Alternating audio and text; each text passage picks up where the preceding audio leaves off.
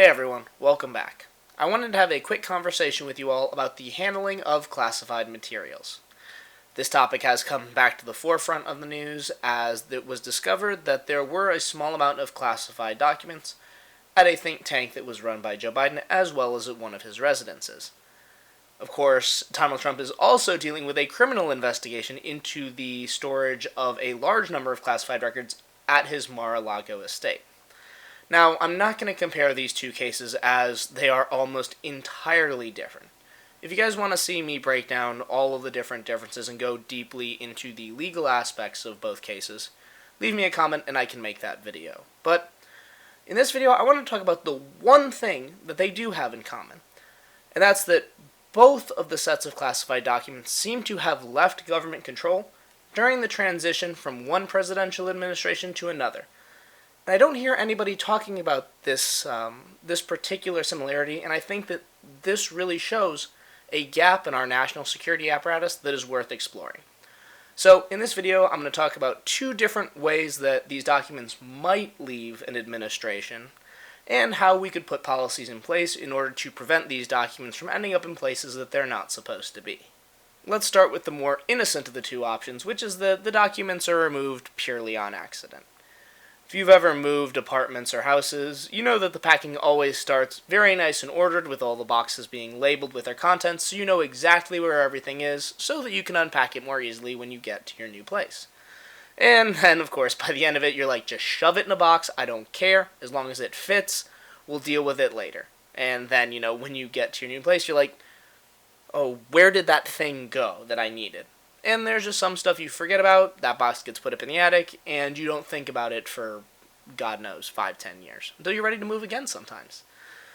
And think about it, when you're moving an entire administration out, you have a lot of stuff to move. And I can't even begin to imagine the mountain of papers that go along with a presidential administration. So, I could definitely see where a few pieces of classified information on paper get mixed in with other non-classified documents. It's not a good thing, but it's a human thing, and I can understand how that might accidentally happen. So then the question, of course, becomes, what kind of policy might help prevent the accidental removal of these classified records? Personally, I think the simplest answer would be to simply have Congress pass a law that requires all outgoing administrations to separate all of their paper records from anything else they're removing, and to submit those papers to the National Archives for review. Not only would this allow the archives employees to ensure that there is no classified material among these records, but it would also allow them to ensure that they are receiving all other records that they are supposed to take under the auspices of the Presidential Records Act. So, you get to kill two birds with one stone. Now, obviously there might be some people who would argue, well, there's not enough time to comply with a law like that, and people could be denied their personal documents for who knows how long. And while that is a concern, obviously I think there's a greater concern when it comes to the national security of the United States. But also, from a time perspective, if you're in your second term and aren't up for re-election, you could begin the process of having your documents vetted long before the end of your term. And even if you were to lose your re-election bid after your first term, you would still have, give or take, 2 months to begin this process and make sure that you're getting the documents cleared. And I think that the inconvenience to members of the outgoing administration is outweighed by the protection that this would give to the U.S. national security interests. And I think this wouldn't be a hard thing for Congress to pass, as it's pretty common sense. We have all these documents coming out. We know that there are accidents, obviously now, so we should take steps to make sure that these accidents don't happen. I think Congress wouldn't have any issue passing this in a bipartisan fashion, and I think it would help restore some of the American people's confidence in how we store and maintain our classified records. However, that system wouldn't be very effective in the event that someone is intentionally trying to remove national security information. Off the top of my head, I can think of about a dozen reasons why someone might be stealing classified information, but at the end of the day, the motive isn't really important to the discussion now. The thing is, we need a more active system in monitoring the location of classified materials. Obviously, we know there is at least some kind of a system in place because, in Trump's case, the National Archives was able to send him a letter saying, hey, we're missing all of these documents, we know you were in possession of them last, where did they go, and can we have them back? And then, of course, he denied having them, which led to the investigation, which led to the FBI searching Mar-A-Lago and finding these documents. And while his legal troubles are still continuing, we don't know the full resolution of that case, so we'll have to wait and see. But back to our hypothetical. If someone is trying to intentionally remove national security information and then hide it from the government, they're not going to submit to a screening where that information would be found by the National Archives. They're going to try and spirit it away in some National Treasure-style heist or however they go about it. So then the question is, how could we amend this current system in order to make it more secure and more easily track the flow of classified information in and out of an administration? To be completely honest with you all, I don't feel entirely comfortable proposing a solution for this scenario, as there's just a lot that I don't know. Within the scope of the law, agencies do have some freedom with how they transport and track confidential information that's in their custody, and I haven't worked for them all.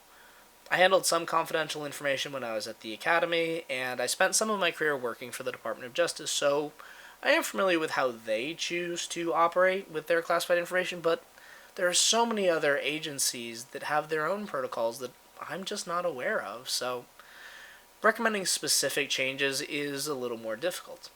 In addition to that, there are obviously ongoing counterintelligence investigations where different agencies are analyzing people to see if they have the means, motives, and opportunity to commit crimes under the Espionage Act or otherwise steal classified information for their own gain.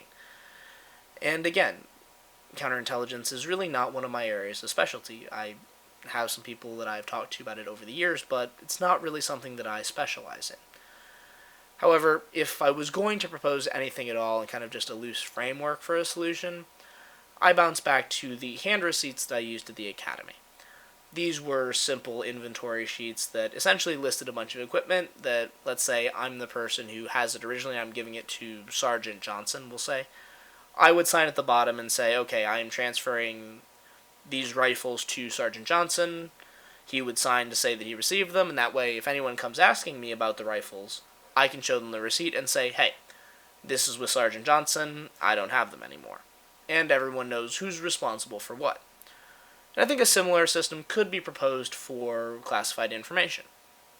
Now, obviously, you wouldn't want to specifically detail an inventory of the information itself, because now you've created yet another document that has all this classified information on it, which then could be compromised to just another link in the chain that could fail. However, what I think might be interesting is to instead go at the folders that the classified information is transported in. You saw some images of them when the FBI searched Mar-A-Lago, the little manila envelopes that have a cover sheet that declares what kind of classification the files within them have, or should have. And the thing that kind of came into my head was, if you put a serial number on the folder itself, an agency like the CIA could say, okay, we have some documents on Russian troop movements that we want to send to the White House. They'd grab an empty folder, say folder 32. They grab their 10 pages of intel, they put it in the folder, and they write up a short receipt. It says, okay, file number 32 is going to the White House. It has information on Russian troop movements so that there's not any classified information within the description, and there are 10 pages worth of documents. That folder is then taken over to the White House, and someone at the White House would sign for it and say, yes, I am accepting this, so that there is someone on the other side who has tangible control over it. And then, once it would go back to the CIA, they would sign to say, yes, we've received this information back, it's all present and accounted for. Now, of course, at the end of the administration, if they haven't received it back, they can then go to the administration and say, hey, we've got this hand receipt for intel that we sent you, classified information that we need back. So you need to find it before you go. And that also gives investigators a starting point. If the information has gone missing, go, okay, well, we know who signed for it, let's go talk to them, and they can work their investigation from there to see what might have happened to any missing classified information. Obviously, again, take this system with a grain of salt, because there is so much going on in the world of classified documents that I'm not aware of, just because I haven't worked with those organizations and I don't know how their internal processes work. But it's just kind of a common sense solution that kind of struck me as an easy way to at least create a framework that could be incorporated into other existing systems, as well as give counterintelligence officials a baseline to start any investigation that's a little bit more concrete than this file went from one agency to the White House, and just creates a little bit more detail about the process. At the end of the day, my big takeaway from both the Biden and Trump cases is that we have a gap in our national security structure and that it centers on the transition between presidential administrations. Now, again, there is almost no other similarities between the two cases, but where they do intersect, I feel that there is room for Congress to step in and pass some reforms in order to help prevent the accidental removal or intentional removal of classified documents from government control. However, it really looks like right now they're far too invested in trying to protect their political allies and point fingers at their political opponents, rather than focus on the issues at hand and provide at least some small redress to ensure that we don't see stories like this in the future. Think about it. Thanks for watching. If you want to see more of my content, subscribe to the channel and make sure to hit the bell icon so that you get notified whenever I post new videos. If you want to support me on my other social media platforms, all of the links you need will be in the video description below. If you have any questions about this video or another topic that you'd like me to discuss, leave me a comment and I'll do my best to get you an answer. Thanks again for watching, and have a great day.